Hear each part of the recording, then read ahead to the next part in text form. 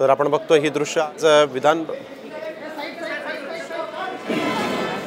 लोकतंत्र की जय हो।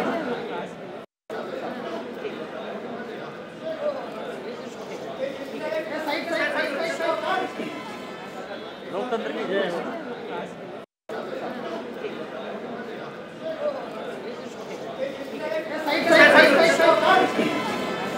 लोकतंत्र की जय हो।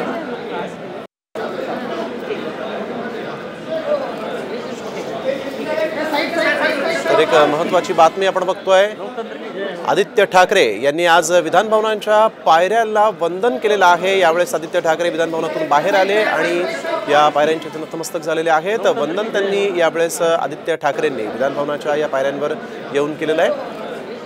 आज मतदानाचा दिवस होता।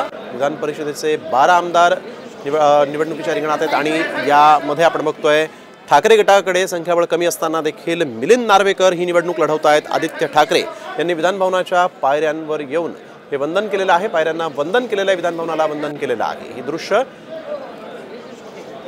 एक्सक्लुझिव्ह अशी ही दृश्य आपण बघतोय। आदित्य ठाकरे हे ठाकरे गटाचे आमदार आणि यावेळेस विधान भवनाच्या बाहेर आले आणि थेट विधान भवनाला त्यांनी अशा पद्धतीनं गुडघे टेकून वंदन केलेलं आहे।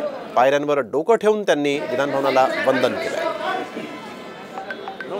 अर्थातच आदित्य ठाकरे यांनी अचानक अशा पद्धतीने पायऱ्यांवर येऊन विधान भवनाला वंदन केल्यामुळे चर्चा देखील सुरू झालेल्या आहेत।